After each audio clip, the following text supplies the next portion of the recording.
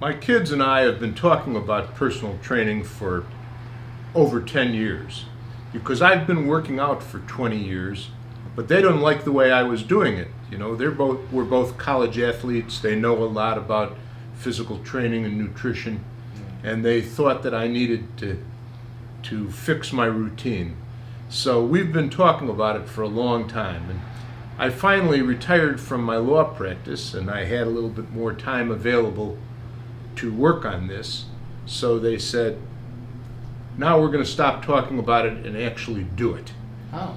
And they did some research to try to find the best person, and they found you and sent me here, and I was glad to do it too, because I'd run out of excuses. And I was probably better off than a lot of people that way.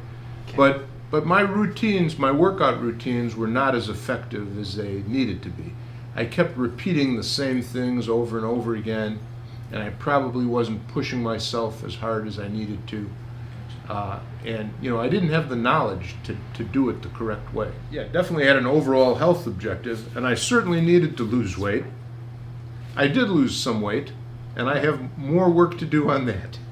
So, you know, over the years, I've tried it different ways, and I think I'm a lot more likely to actually get it done in my case if I do it first thing in the morning, because any plan to do it at lunch or do it after work, I usually find a reason to bail out. To bail, absolutely right. But I think every individual has their own approach to this. So you had a little experimentation.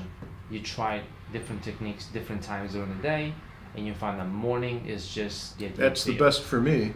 And I try to do it every morning. You know, not the same thing every morning. Some days I have a light workout, some days a more serious workout, but I try to, if possible, do something every day. Right. I think, you know, it's a habit. It's a habit. And trying to be repetitious and consistent about the things that are important. You know, I'm not sure I know how you do it. But I know that it's important. I mean, in my professional life, I created a lot of habits that I used for over 40 years, and it helps a lot to show up every day and try to accomplish, you know, your long-term goals day by day. And I think, you know, it sure helps if you're having fun and you're making some progress and you feel some satisfaction, you know, that you can see the progress and you're enjoying the day-to-day process.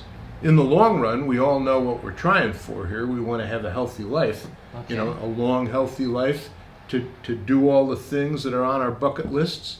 And I have a long bucket list. I want to see the world. I love international travel, and I have a pile of travel brochures that high on my desk. I'm constantly rearranging my list of places I want to see. There's 100 places that I've never been that are on that list. Wow. And that doesn't even include the places I want to go back to. That doesn't include the places that are over 100. I hope Sardinia is one of them. It is.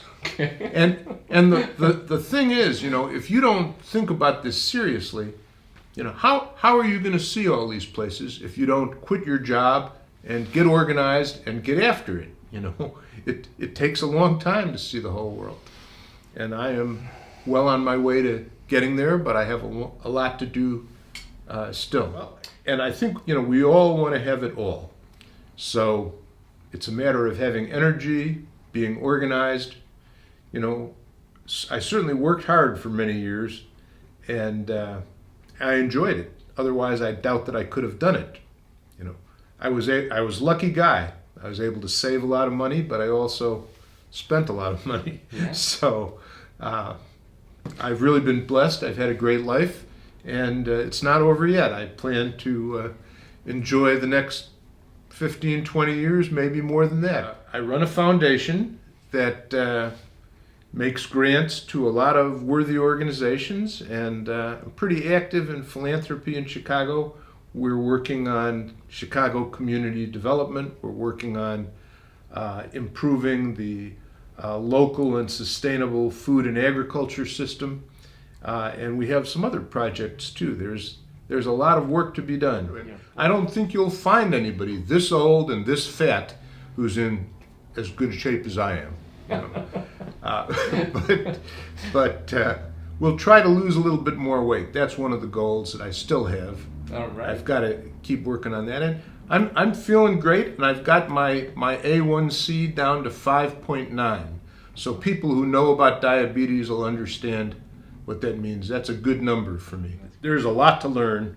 I know I haven't learned everything I need to know, but in terms of varying your workouts, in terms of getting the most impact, moving quickly, working on all the muscle groups, breathing correctly, using the proper form, there's a lot to learn, and sooner or later I'll get it all down. I'll tell you, it took me 20 years to get to the point where I am now. There were a lot of missteps along the way. You know, like everything else, you have to show up every day, and you know, you can't just think about it and talk about it. You have to put yourself out there and try to get some momentum going where you feel like you're accomplishing something. So I don't have the magic bullet for it. Most everybody knows a few things already that they can do if they just get it into their daily So routine. get it done. If nothing more than just walking, Okay. doing some running, doing some calisthenics. Okay. And if you feel like you're at a loss to figure it out, the internet is wonderful. You know, Okay.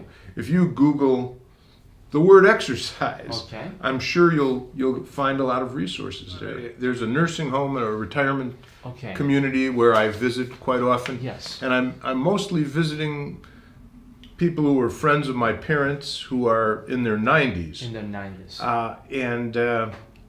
You know, honestly, at this point, those people are not getting much exercise, and they're in pretty poor physical condition. But you know, they're in their 90s, Yes. and that's a new frontier for me. I think it would be very difficult at that age to have a good exercise program.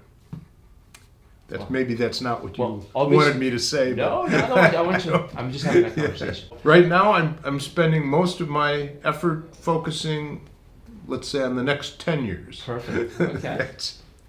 Which I think will be, you know, as I look out at the next 10 years, I would like to have that be a very active, exciting period with a lot of travel, a lot of, you know, playing with my grandchildren, you know, a lot of productive work. Yes. And hopefully at the end of that 10-year period, Yes. I'll still be in the kind of shape where I can say the same thing about the 10 years beyond that. But I'm not spending a lot of time thinking about that yet. Thank you very much, Chuck, for putting this time. Well, thank you for everything you've done for me.